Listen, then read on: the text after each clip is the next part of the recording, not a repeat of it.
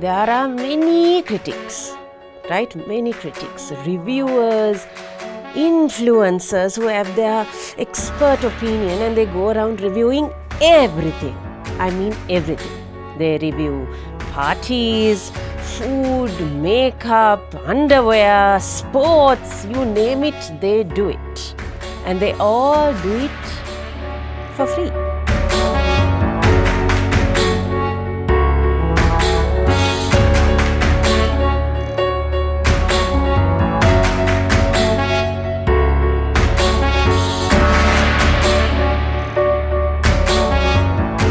They spend their time reviewing things and giving their opinion, and you know the only reason they do it is because they get a free meal. I mean, if I asked any of them to make me a scrambled egg, it'll taste like my shoe.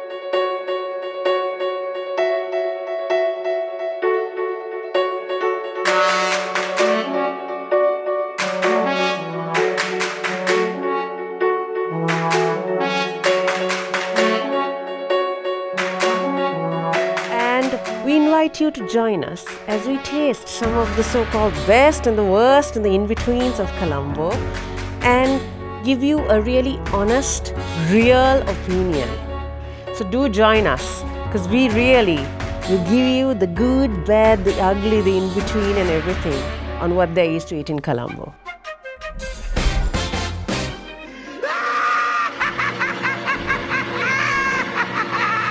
I decided to go to a place where crazy, potty, mad people usually hang out, you know, where they have a good time. So I went to the Asylum. That's right, the Asylum. So for those of you who don't know, Asylum is actually a restaurant and a bar, right? So yeah, it's a really cool name. I'll give you the history of that because in colonial times, when the British are ruling us because they loved us, you know, they loved us so much. They had an asylum to send all the mad people to. The people they drove bunkers. So the asylum was located where the current asylum and restaurant and bar is located. So which is why it's called Asylum. So it's a bit spooky again, you know, a bit of a weird kind of location where people went a bit loony. But I guess it makes sense then to have really good food and drink where you can, you know, just booze up and just go a little crazy on a good Friday or Saturday night or whenever. So Asylum Bar and Restaurant is where we headed to next, where we went to actually this time, and checked out their restaurant for dinner at the Asylum. Place for all nutcases and loony bins like you and me.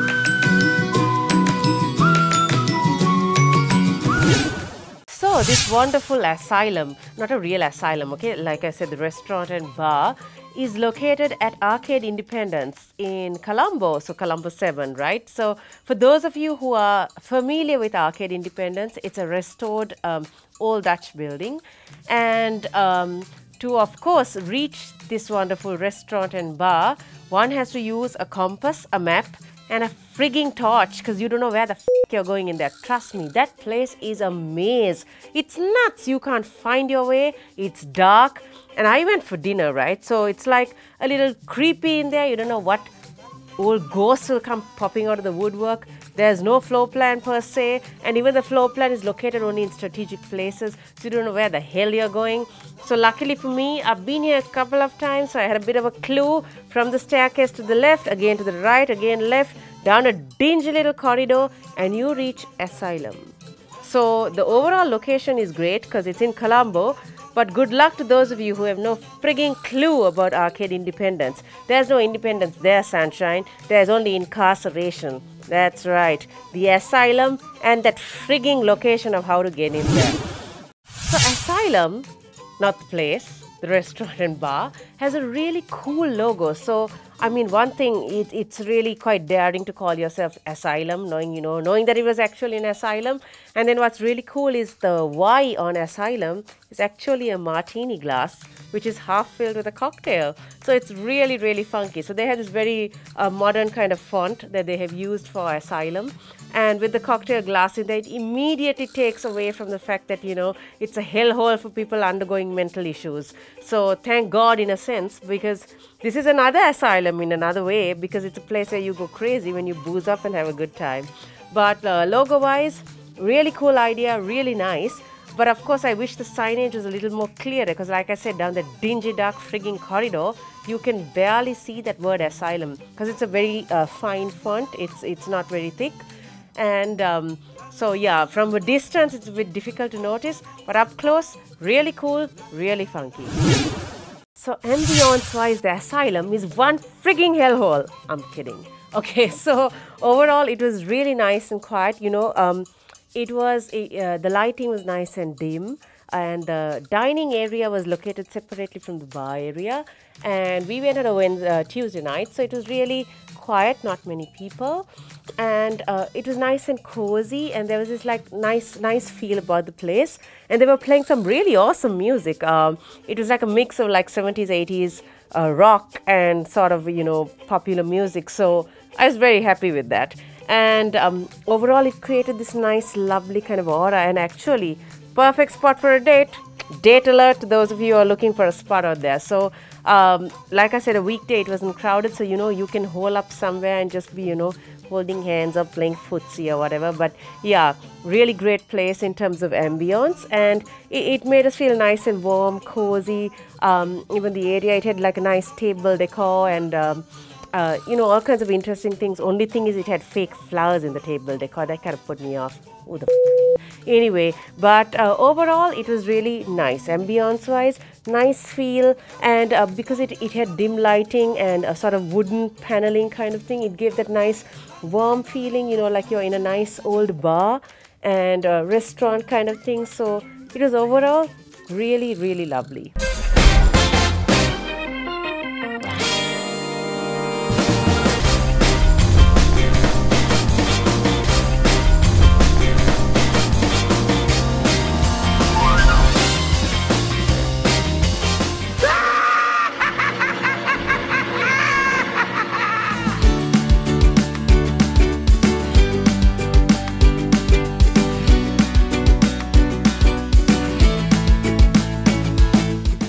In terms of the menu, I must say their selection was rather limited. I was really surprised because I expected Asylum, because they advertised themselves as a restaurant and bar, to have more of a selection. It was rather limited, but I must say though limited what we had was pretty good, but go into that later. But in terms of items on offer, I felt they could have had a bit more variety, especially in the main section. And maybe a little bit more in terms of the desserts as well. So it was quite limited in terms of desserts and the mains. But overall, it was okay. Though it was a limited menu, it was a diverse menu. So it had different kinds of foods.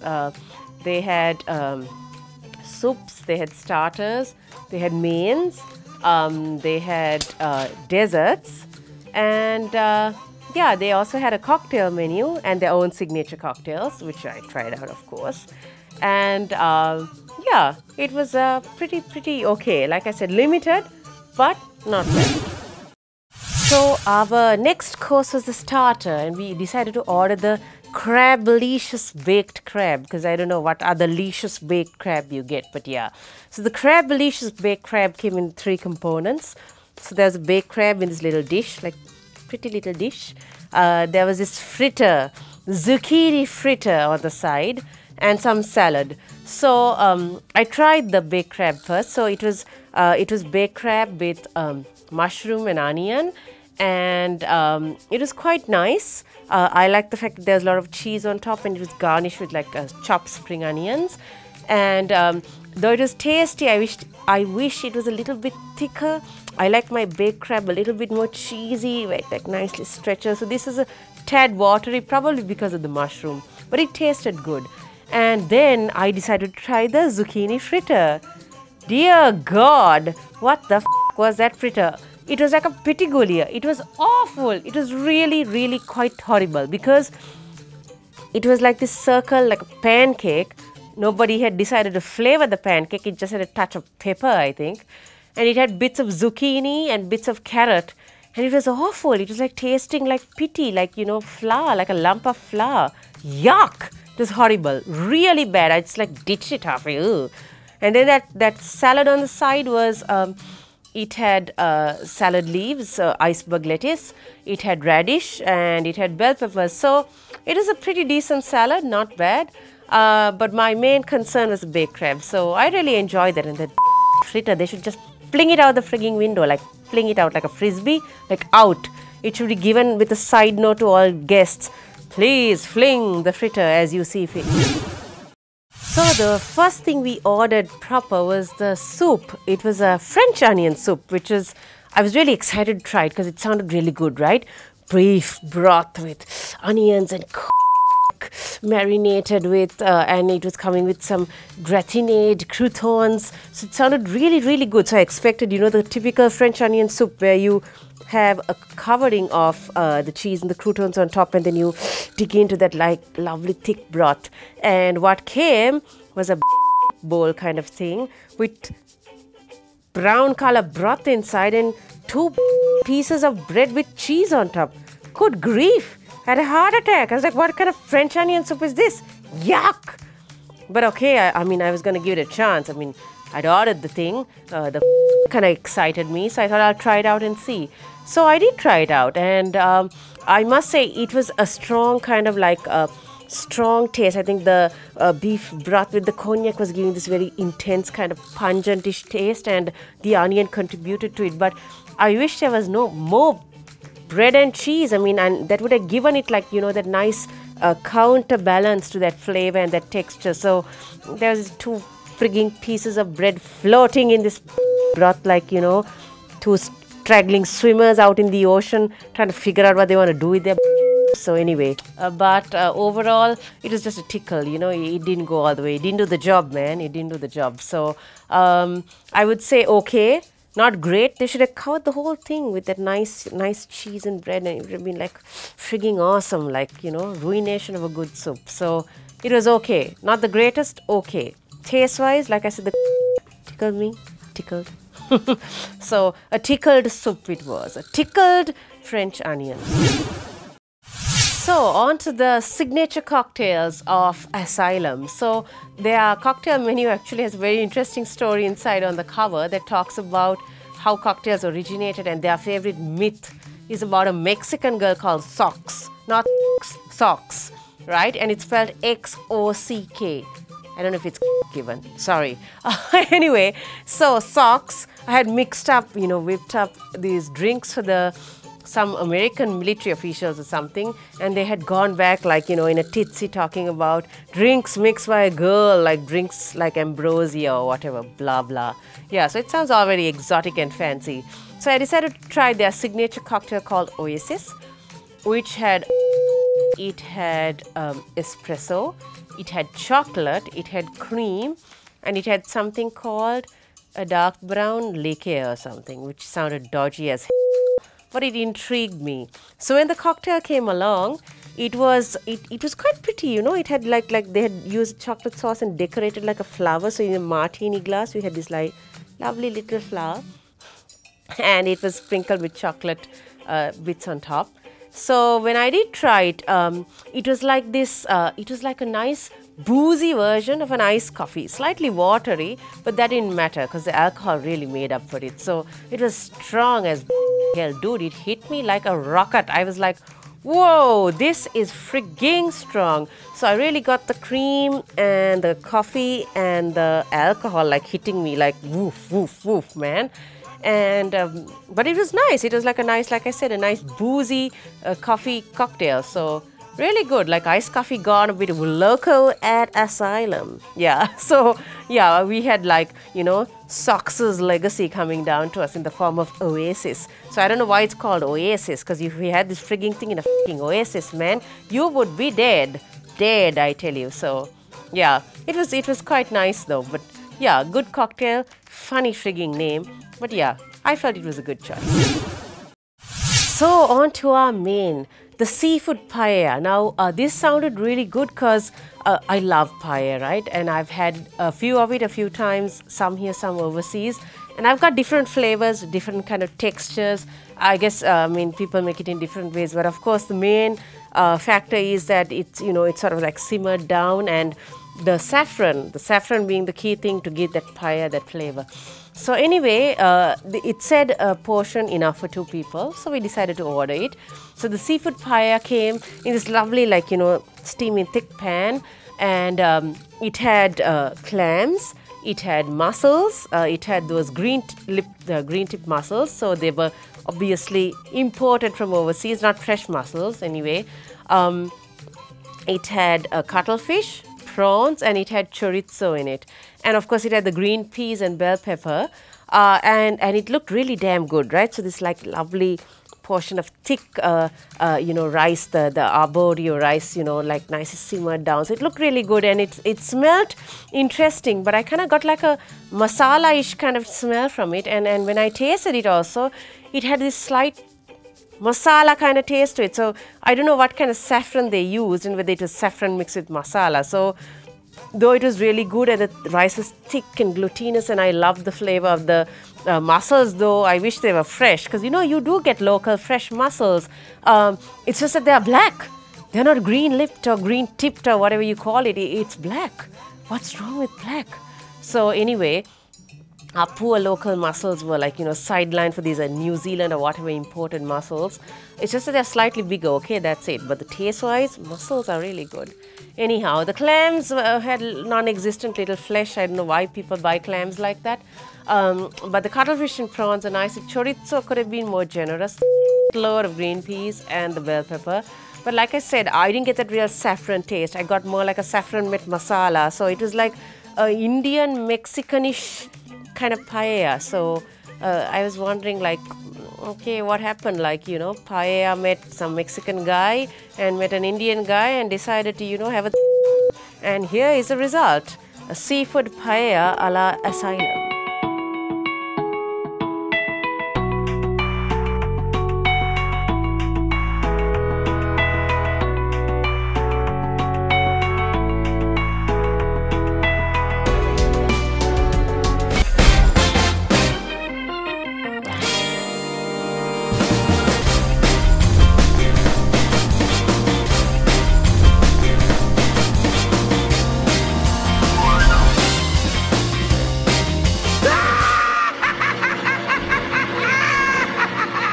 And on to my favorite part of the meal, the thing I look forward to the most, dessert, le dessert. Sorry, I just invented that. Anyway, so for dessert, I asked a nice serving guy, who was a rather interesting character, what he would recommend, because he said the dessert of the day was some kind of bread pudding, and I was like, listen dude, I don't do bread pudding, okay? And he was like, okay. So then I said, what was it? Would I try the lime and coconut cheesecake, or do I try the chocolate panna cotta? So he recommended the chocolate panna cotta. And so it was supposed to be cream infused with chocolate and served with strawberries. And what came was a little compitua like that, like a little lump with like decorated chocolate sauce on top, and one frigging cut strawberry. It is like this. I don't need to tell you when things are like this, right? So anyway, I wasn't impressed with the strawberry, so I tried the panna cotta. It was thick, it was very rich, but I felt it was a little too glutinous. It reminded me of blamage, like chocolate blamage. So it was like a chocolate blamage, not a panna cotta. Panna cotta should be a little smoother. And the strawberry, where the did that strawberry come from? I mean, it's just one frigging strawberry. It says strawberries in the plural. I expected more, at least 3. Come on, man. Don't be stingy. So anyway, the panna cotta really didn't excite me. I didn't taste any and trust me, I can taste my rum. So there's no there. There's just chocolate blamage, aka panna cotta, and with one little strawberry. So I wasn't too impressed with the dessert. Sorry, dude. Maybe I should have tried something else. But yeah, disappointing. Service-wise, so we were greeted by this really interesting guy, right? He was like one of the servers. I noticed he had like a nice cool earring stud and all, and he had this low gravelly voice. It was really cool and calming to listen to, like a nice R&B bar kind of sound. But no, honestly, he was really cool, and he put up with all my mad requests, because I kept asking, what's in this, what's in that, what's over here, what do you recommend, and he entertained all that, and he even recommended some Ciroc cut to us, and I'm like, no, darling, not today. It's a weekday. He's like, it's not so strong. So clearly, he's a smooth criminal. But he was really nice. So I must say the staff was very attentive. Their service was good. I mean, the food came pretty fast, and I requested certain things to come at certain times, and he did that way. So overall, I would say the service is very good. And Mr. Yerstad, with his nice, low, gravelly, cool voice, was really cool too. He even answered like questions like, oh, who's playing on this day? Well, it's like, come on a Friday, ma'am. So he was really good. I'd go there again for that guy. So really good service, and it was a really nice experience.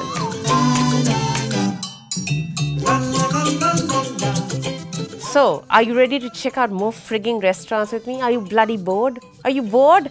No, you shouldn't be bored, because we are going to check out more places. And if you're as greedy as me and love food the way I do, then you should just stay tuned and accompany me as we go on a journey of culinary delight.